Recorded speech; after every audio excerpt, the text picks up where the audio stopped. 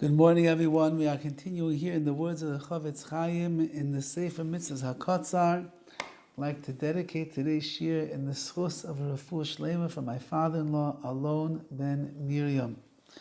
Mitzvah Ayin Hey 75, a new positive commandment. Mitzvahs Aseh Laseis Ma'ake Legagoy.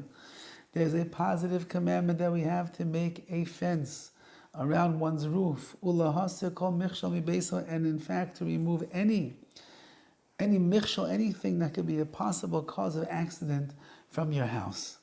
Sheneba, like it says, you have to make a fence around your roof, not to spill blood or bring blood upon your house. Now, in the olden days, their roofs, they didn't have much space, and their roofs were working areas. They used to bring up their kalim, their vessels, and their tools and their like to do things on top of the roof. And of course, it's very dangerous. If you don't have a fence around the boundaries of the roof, somebody chas v'chalil could end up falling off. So there was a mitzvah that the Torah says, build a fence around the roof to make sure that nobody falls off and dies. Anybody who leaves their roof without a fence, Bittul mitzvah say they nullify or they disobey and they lose out on the schus, on the ability to do this mitzvah. Anything that is a michshol, anything that is a stumbling block, which could bring about death, it has the danger of causing death. Kagoin, be'er or bor, like a be'er, which would be a well or a bore or a pit.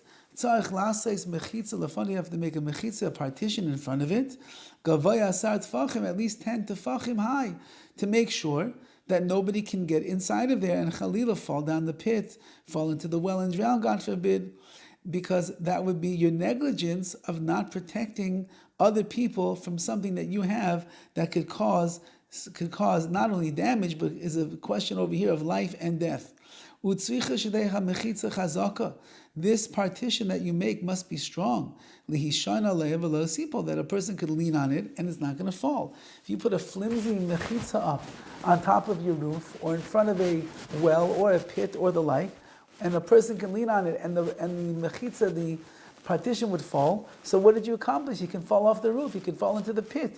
So therefore it must be that it's a strong fence or a gate that's around it. The asar lagadol kelev rabba. So too, you're not allowed to raise a bad dog in your house.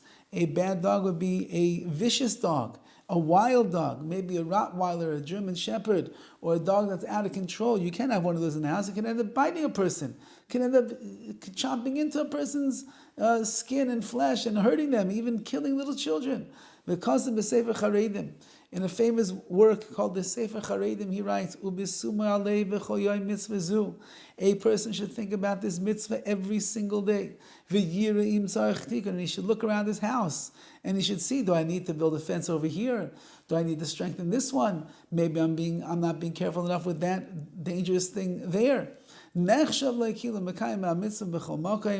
a person just thinks about what they have to do and then they make those improvements in the areas of their house that need a little extra guarding and the like, so then they're makayim this mitzvah. I would imagine, for an example, a person has a pool, a person doesn't have a gate around their pool. Put up a gate, because that's a mitzvah essay of a ma'aka. Let's say a person has children in the house, little babies, and you have jagged corners or sharp edges on the corners of tables. You put some baby proofing on those edges so that if the kid, God forbid, would bang his head, he's not going to slice into his head. That's a tikkun, that's a kiyum, that's a fulfillment of this mitzvah. So whatever you could do to remove the possibilities of damage, of death, of hurting and the like, you're makayim, you fulfill the mitzvah of ma'aka. V'noyeg b'chol mokayim u'b'chol zman b'schar v'nekevos. This mitzvah applies everywhere, all the time, for men and for women. Have a wonderful day.